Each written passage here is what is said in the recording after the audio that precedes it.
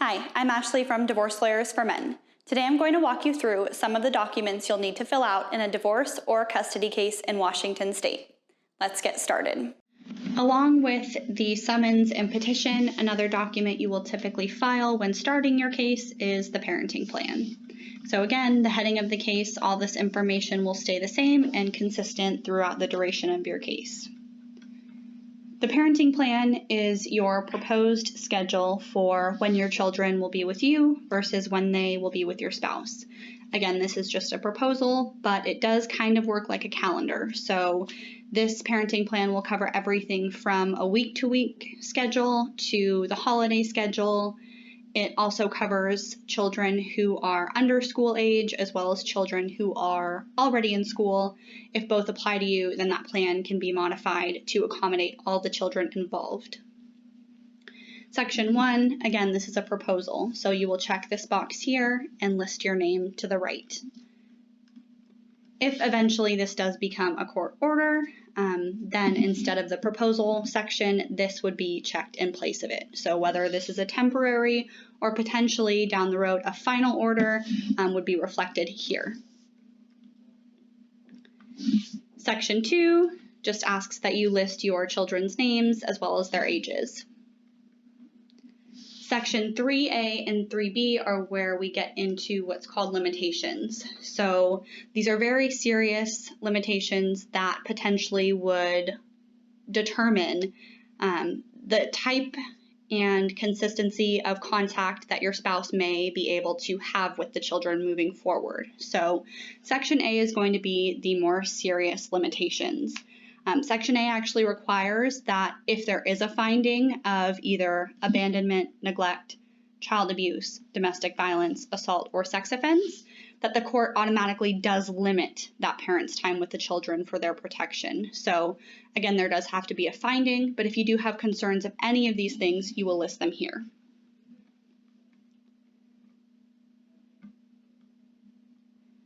Section B also talk about limitations. Again, these are serious limitations, but not as serious as those listed in Section A. So here we have neglect, emotional or physical problem. You can specify here substance abuse, lack of emotional ties, abusive use of conflict, withholding the child, or any other concerns. So for Section 3B findings, the court is not required to limit a parent's time, but it is still significant and considered if there is a finding of, say, substance abuse. Then depending on the circumstances will depend on how much time that parent with that finding can actually have with the kids while keeping them safe. Section 4. If you did check either a limitation or limitations in 3A or 3B, you will fill out the bottom portion here.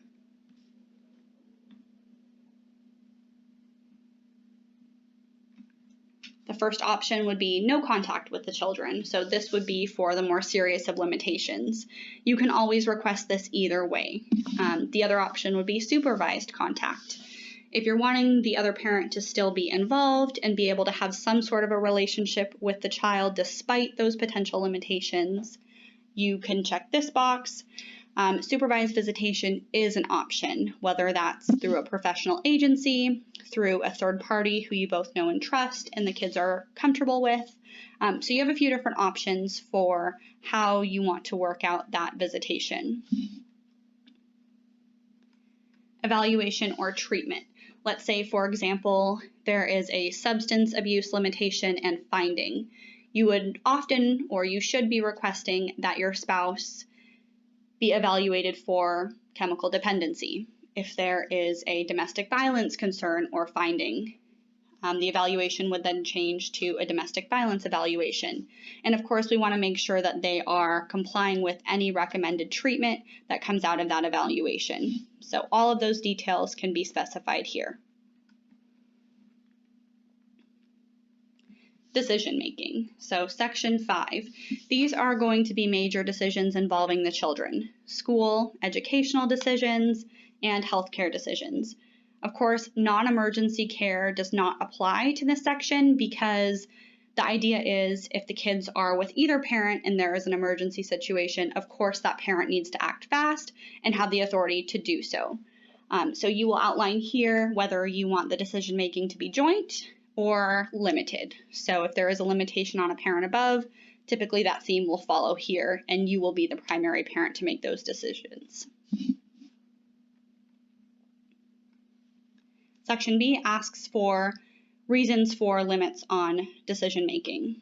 And here, major decision making must be limited because one of the parent has problems as described in 3A above. Again, it is a requirement if there is a finding that there are limitations on that parent. If there are limitations in 3B, then you can select that it should be limited because of those limitations. Again, the hope is this does not apply to you, so if it doesn't, hopefully you can just move past all of these limitations and check this box here. Section 6 covers dispute resolution. Parenting plans, especially if your kids are young when they are filed, kind of opens up the door for future disagreements down the road. Definitely not ideal, but it does happen, especially as the kids are growing up. Things are changing in your life and your spouse's life. So this section kind of asks that you think about how those potential disagreements will be handled. So typically, if there's nothing restricting you and the other parent from being in the same room together, so say a protection order, then you would not be able to go to mediation. But if none of those outside crazy circumstances apply, then typically after the parenting plan is filed and finalized, you would go to mediation to try to work out the disagreement before coming back to court. There is a box here, so you can select to come back to court without mediation. It is always nice to have that good faith effort and try to work it out outside of court if possible. But if you're not feeling comfortable doing so, you can always select this option regardless of any other order existing.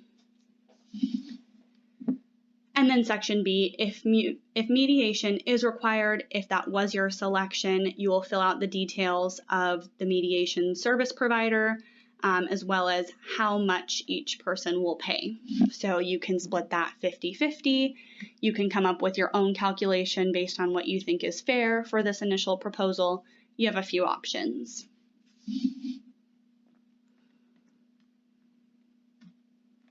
Section 7. So the custodian is, and it asks for a name. This is just for state and federal statutes which require a designation of custody. We have seen this where it's both parents. It can be one parent, especially again if there are those limitations. So if you have questions on filling this out, speak with an attorney. This is where we get down to the specifics of the parenting time schedule, kind of that calendar dynamic that I mentioned earlier. If there are significant limitations that either prohibit the other party from seeing the children or provide for supervised visitation, then this specific schedule can be skipped. If not, you'll fill out the details below. Section 8 will break up either under school age versus school age children. One or both could apply to you just depending on the ages of your kids. So here is where you will lay out for one or both of these sections the weekends and the weekdays that each of the children on a week-to-week basis will live with you versus when they'll live with your spouse. So there are many different options and parenting dynamics for this schedule. So your best option, again, would be to speak with the attorney, consider what the children are used to, that status quo, what has been the schedule in the past. And then, of course, another really big consideration is availability. What's your work schedule versus your spouse's work schedule, and how can you both best accommodate the children and be available for them during your designated time?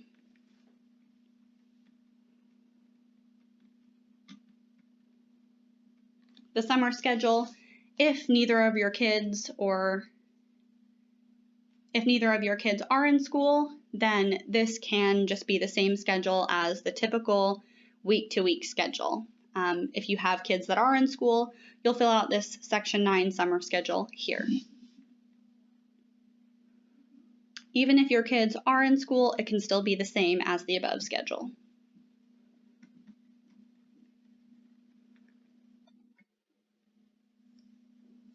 and the holiday schedule. This breaks down all of the holidays in the year, as well as has a section to list your column and your spouse's column, and then also how you're breaking up these holidays. Will you have odd years and your spouse have even years? Will you have every year? Will your spouse have every year? It really just depends on your specific circumstance.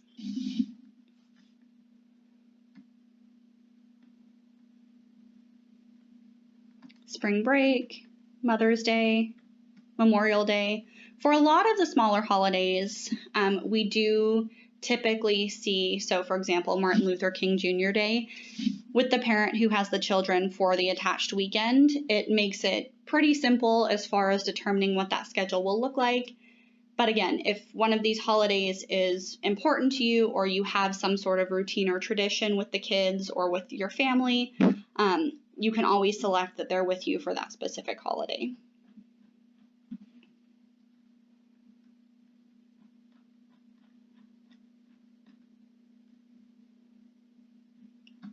There is a section at the bottom after all the other holidays are listed where all other 3-day weekends can be addressed, as well as if there is a separate occasion that's very important to you or your spouse, that can be outlined here.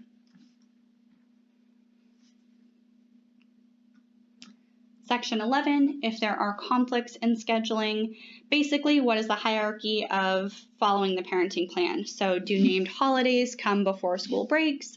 Do children's birthdays come before holidays and school breaks? Or is there some other arrangement as far as following the parenting plan if there are conflicts that's important to you? Section 12 is transportation. So who is responsible for transportation of the kids? If you are starting your time, are you going to be the parent picking up the kids? If you're ending your time with them, will you be dropping them off? So you can work that out either with just outlining your proposal, or if you and your spouse already have an agreement, that can be reflected here. Section 13 is about potential relocation. So it is notice to you and essentially the other party of how to handle a move or a relocation. If you're moving to a different school district, you do have to notify the other party. Those details and specifics of the notice required are listed here. If you're staying in the same school district, information is listed here. And then a few warnings if you do not notify the other party, potential sanctions that can be imposed, as well as the other party's right to object. Parenting plan after the move. Resources for court forms if they are relevant to you or you'll need them later on. Again, that WashingtonLawHelp.org and the clerk's office are 2 great free resources. Section 14, any other parts of the parenting plan that weren't addressed above can be listed here. You'll still check this proposal, fill out below. All of this will be left blank. You can even get rid of it. It's just a proposal, so the court order portion does not apply. Thank you for watching. I hope this video was helpful. For more information, visit our website at divorcelawyersformen.com.